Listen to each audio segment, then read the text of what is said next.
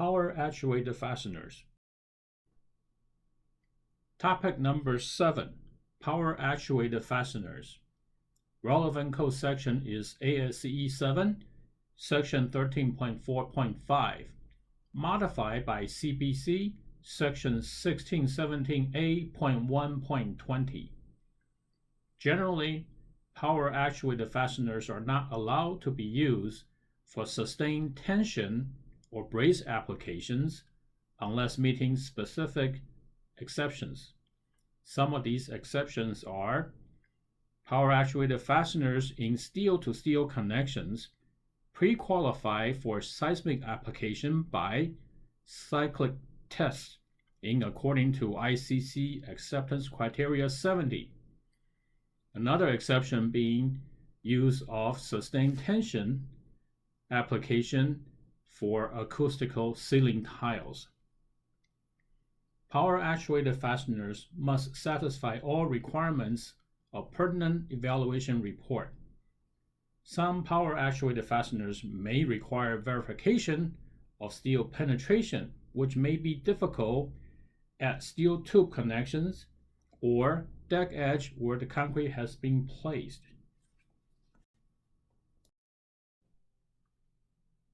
High-strength bolts.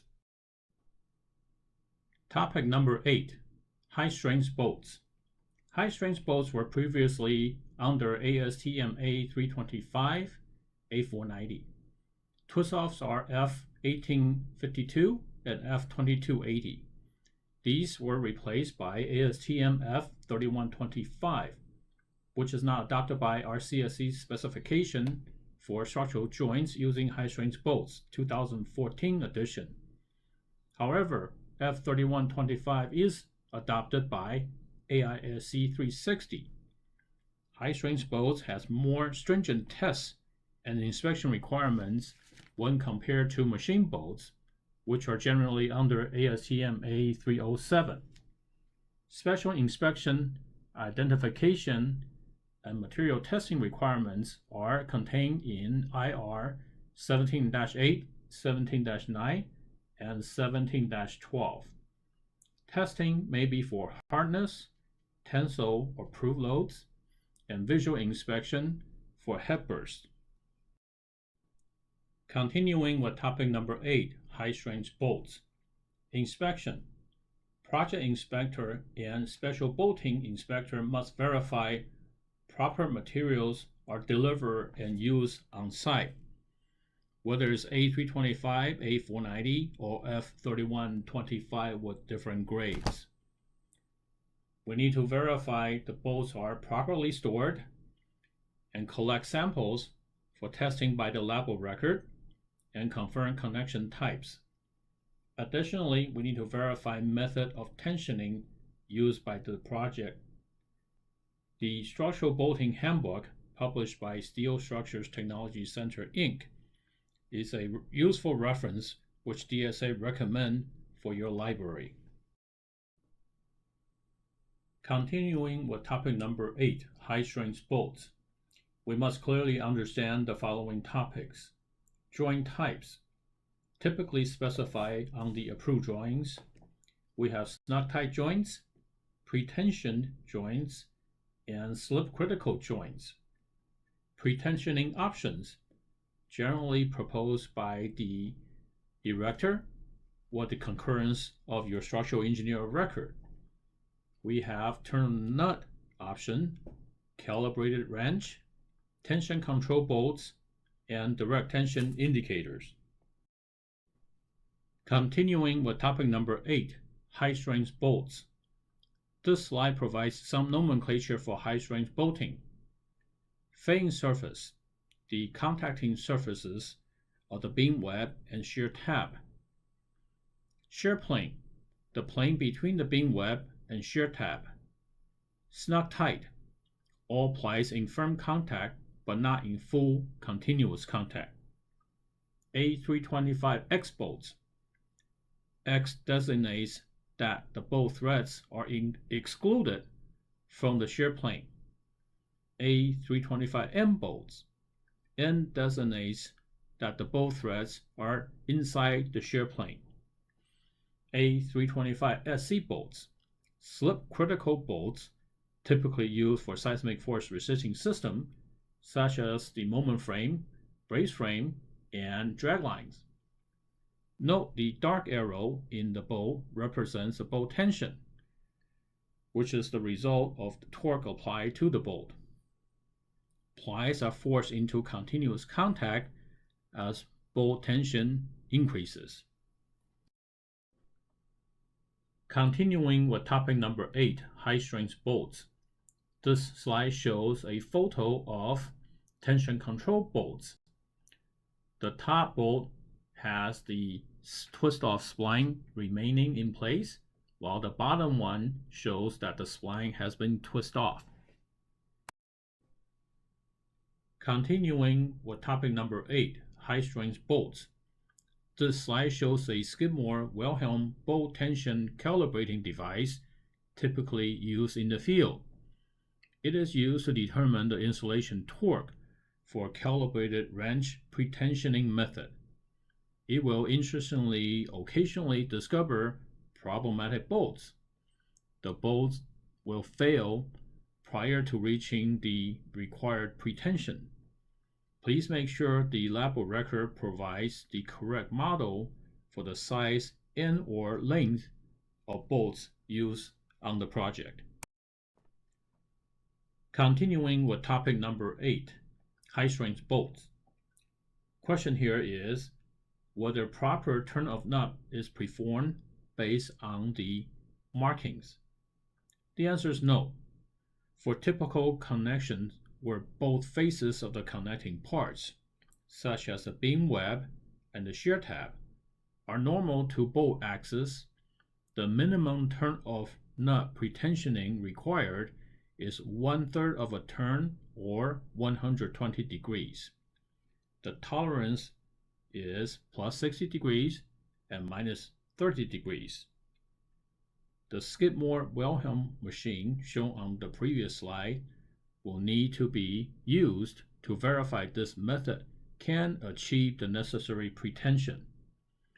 Nut rotation is a function of bolt length and the slope of connecting surfaces per RCSC 2014, Table 8.2. Continuing with topic number 8, high-strength bolts. This slide shows improper storage of high-strength bolts. Continuing with topic number 8, high-strength bolts. It is obvious that these tension control bolts cannot be used because factory-applied lubricant is critical and must be maintained to ensure proper pretensioning.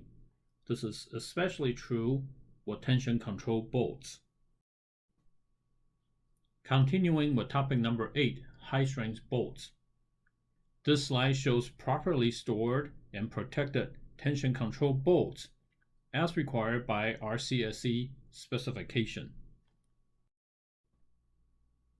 Continuing with topic number 8, high-strength bolts. Holes for high-strength bolts must be sized as required on plans. Holes shall not be enlarged in the field. Torch cut holes not permitted.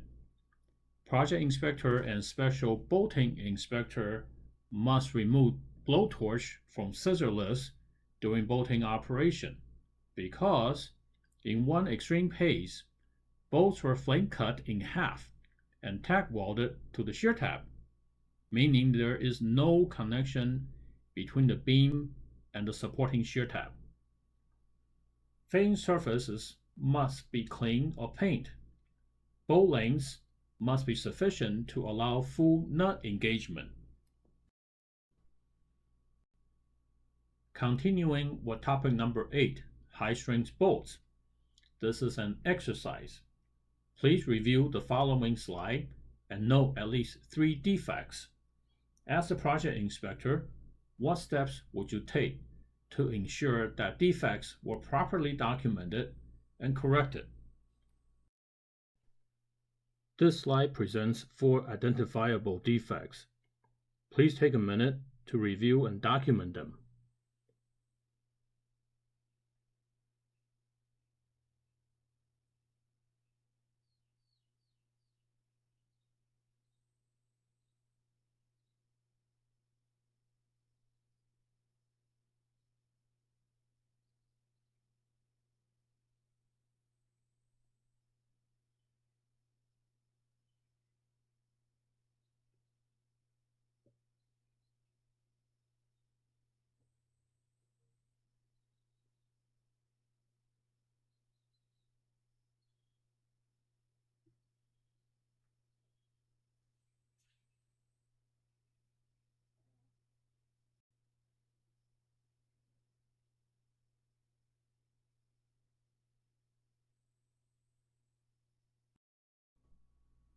Continuing with topic number 8, high-strength bolts.